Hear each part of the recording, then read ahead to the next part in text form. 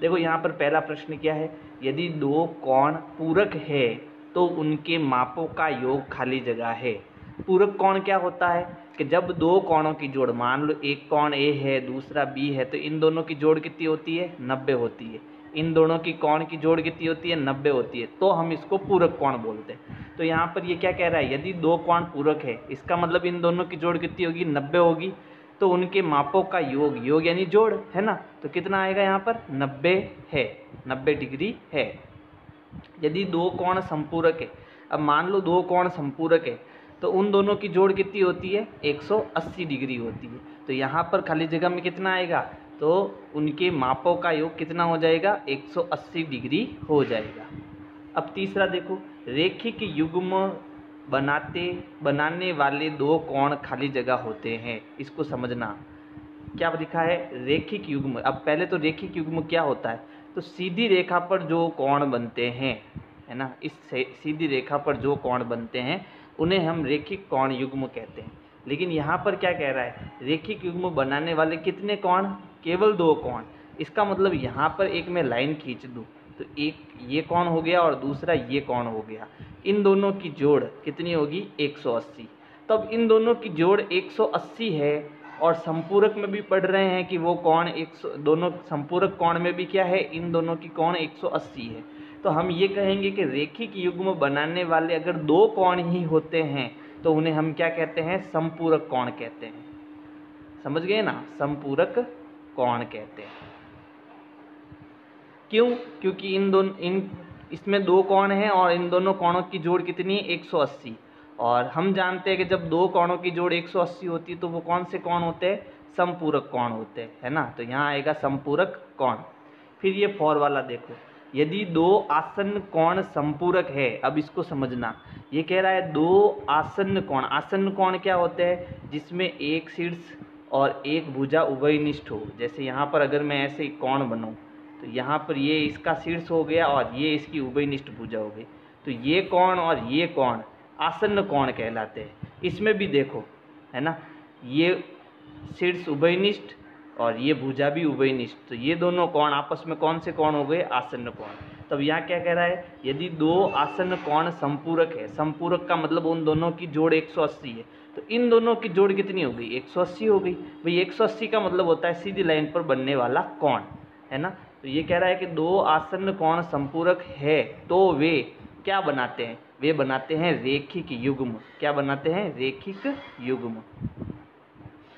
क्योंकि हम जानते हैं कि सीधी रेखा पर बनने वाले कोण रेखिक युग्म होते हैं। ठीक है, तो अब देखो पांचवा, यदि दो रेखाएं एक दूसरे को एक बिंदु पर प्रतिच्छेद करती है, यानी काटती है। मान लो दो रेखाएं हैं हमारे पास में, एक रेखा ये हो गई और दूसरी रेखा ये हो गई, है ना, जो दोनों एक दूसरे की यहाँ पर एक पॉइंट पर काट रही है।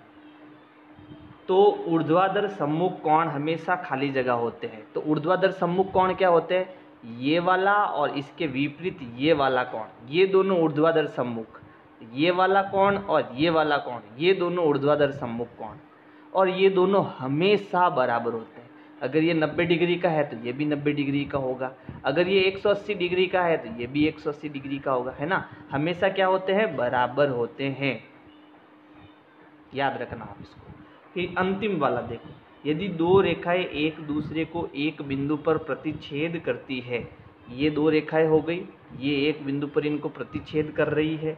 यदि ऊर्ध्वाधर सम्मुख कोणों को एक युग्म, ऊर्ध्वाधर सम्मुख कोणों का एक युग्म न्यून कोण है, यानी इसमें हम ऊर्ध्वाधर सम्मुख कोण, ठीक है, ये न्यून कोण, न्यून मतलब 90 डिग्री से कम, तो अगर ये मान लो 90 डिग्री से कम है, मान लो 89 डिग्री है, तो ये भी 89 होगा, है ना, क्योंकि ये दोनों बराबर होते हैं। तो अब ये दोनों कोण क्या होंगे, ये जो दोनों ऊर्ध्वाधर सम्मुख कोण हैं वो क्या होंगे, तो हम जानते हैं कि इन चारों कोणों की जोड़ 360 होती है। तो इनको और इन दोनों को हम जोड़े तो कितना हुआ, 100, इन दोनों को जोड़े तो कितना हुआ, 178 हुआ, है ना। तो अगला ये जो दो कोण होंगे, है ना, वो 90 से ज़्यादा होने चाहिए, यानी ये भी 92 डिग्री होगा और ये भी 92 डिग्री होगा, तब जाके इन सब की जोड़ कितनी आएगी, सॉरी 91 डिग्री होगा। इन सब की जोड़ कितनी आएगी? 360 होगी। देख 90 और 90 180 और 182। अब इन दोनों को अपन जोड़े, है ना, तो ये कितना हो गया आपके 360 डिग्री। तो हम यहाँ कहेंगे कि अगर एक जोड़ा न्यून कोण है तो दूसरा जोड़ा क्या होगा? अधिक कोण होगा। अधिक कोण मतलब 90 डिग्री से ज़्यादा।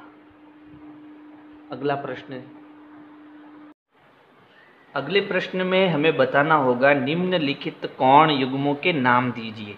हमें ये चित्र दिया हुआ है, इस चित्र को देखकर इन सभी प्रश्नों के उत्तर देने हैं। तो देखो पहला प्रश्न है ऊर्ध्वाधर सम्मुख अधिक कोण बताना अपने को। एक होता है न्यून कोण जो 90 डिग्री से कम हो, एक होता है अधिक कोण जो 90 डिग्री से ज़्यादा हो। लेकिन यहाँ पर लिखा हुआ है ऊर्ध्वाधर सम्मुख कोण, है ना। तो ऊर्ध्वाधर सम्मुख कोण कब बनते हैं? जब दो सीधी रेखा, एक सीधी रेखा ये, दूसरी सीधी रेखा ये, जब ये एक दूसरे को काटती है तब ऊर्ध्वाधर सम्मुख कोण बनते हैं। अब यहाँ पर क्या है? B, इधर क्या है? D, यहाँ है A और यहाँ पर क्या है? C और बीच में है O। अब आप खुद बताओ न्यून कोण यानी छोटा कोण कौन सा है? ये वाला। देखो ये छोटा कोण बन रहा है, ये दोनों छोटे कोण हैं यानी ये न्यून कोण हो गए। ये बड़ा कोण है, देखो ये, और ये वाला भी बड़ा कोण है, तो इसका मतलब ये अधिक कोण होंगे, है ना। और हमें ऊर्ध्वाधर सम्मुख कोण, हमें पता है दो सीधी रेखाएं जब काटती एक दूसरे को तब ऊर्ध्वाधर सम्मुख कोण बनते हैं। अब हमें ऊर्ध्वाधर सम्मुख कोण में अधिक कोण बताना है, यानी जो बड़े कोण हैं वो बताने हैं। तो यहाँ पर इनके कोणों के नाम कैसे लिखने हैं वो देखना। जो भी कोण होता है, जैसे इस प्रकार से एक कोण है, ये A है, ये O है और ये D है, तो जो कोण होता है उसे बीच में रखते हैं। जैसे AOD तो कोण O हो गया, DOA कुछ भी लिख सकते हो इसको। लेकिन हमें हमेशा जो है, जो अपन ABCD का जो पहला अक्षर होता है वो पहले आएगा और अंतिम वाला अक्षर बाद में आएगा, इस हिसाब से करते हैं। तो पहला कोण कौन सा हो गया? कोण AOD यानी ये वाला कोण। तो एक ऊर्ध्वाधर सम्मुख अधिक कोण मेरे पास क्या हो गया? कोण AOD, कोण AOD। और दूसरा ऊर्ध्वाधर सम्मुख कोण इसके सामने वाला वो क्या हो जाएगा? BOC, है ना। क्या हो जाएगा? कोण BOC। ये दोनों अधिक कोण है। अगला वाला देखो, अगला वाला प्रश्न है आसन्न पूरक कोण बताना अपने को। क्या बताना है? आसन्न पूरक कोण। पूरक मतलब 90 डिग्री, जिन दो कोणों की जोड़ 90 हो, लेकिन अब वो आसन्न होना चाहिए। तो यहाँ पर आपको एक चित्र ऐसे दिखाई दे रहा है, देखो ये वाला, है ना। तो ये सीधी लाइन और फिर इसके ऊपर एकदम सीधी लाइन, ये हमेशा 90 डिग्री होता है।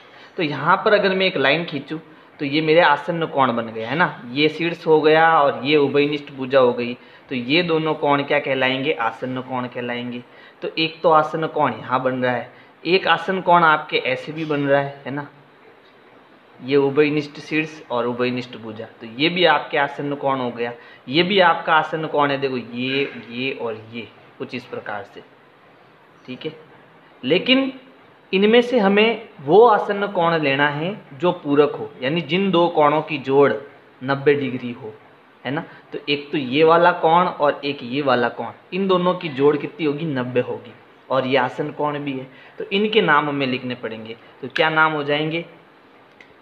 इनके नाम हो जाएंगे कोण AOB, कोण AOB, और दूसरा हो जाएगा कोण AOE, कोण AO और E। ये आपके होंगे आसन्न पूरक कोण। फिर तीसरा है समान समपूरक कोण। समान मतलब समपूरक कोण क्या होता है? जिन दो कोणों की जोड़ 180 हो, है ना, 180 डिग्री हो। समान मतलब ये और ये दोनों समान होने चाहिए। तब ऐसी स्थिति आपको कहाँ दिखेगी? देखो पहले तो 180 डिग्री का मतलब होता है सीधी लाइन, एक तो होता है सीधी लाइन, है ना।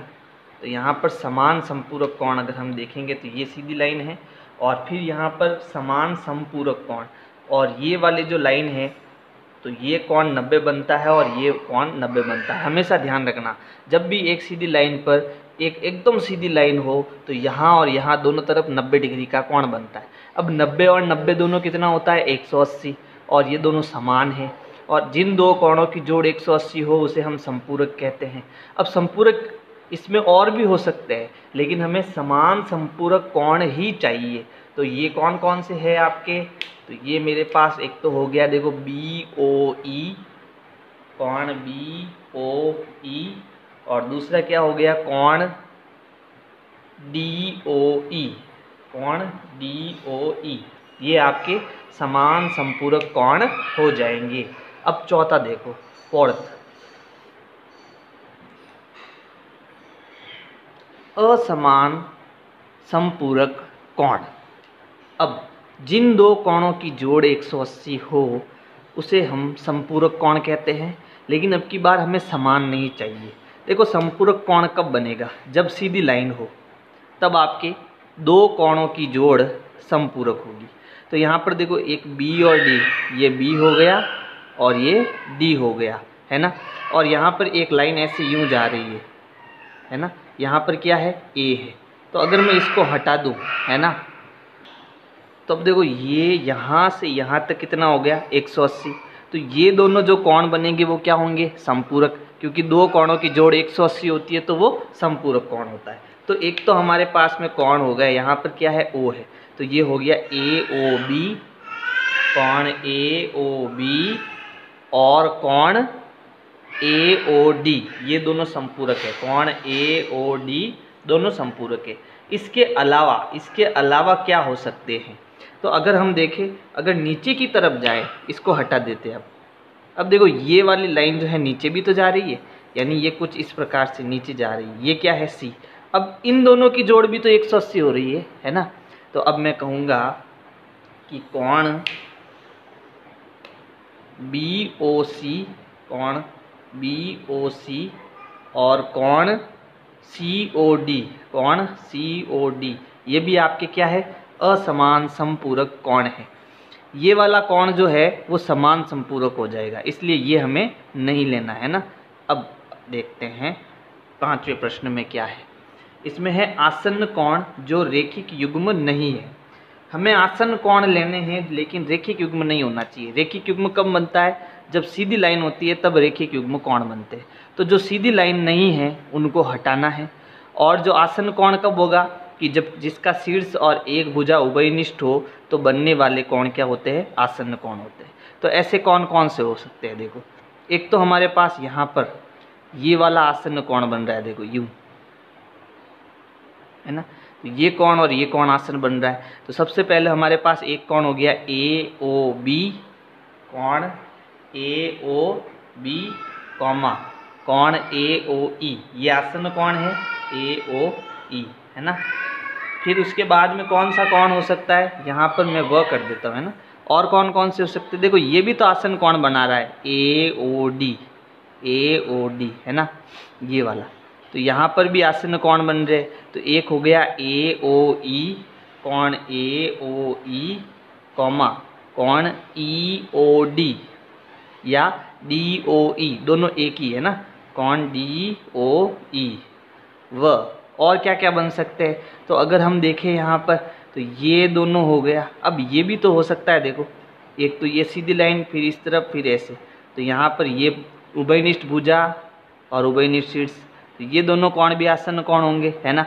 तो अब यहाँ पर क्या आ सकता है, EOD या फिर DOE, कोण DOE व कोण COD, कोण COD। और हमारे पास और तो नहीं बनेगा, है ना। तो यहाँ पर हमारे पास इस प्रकार से आप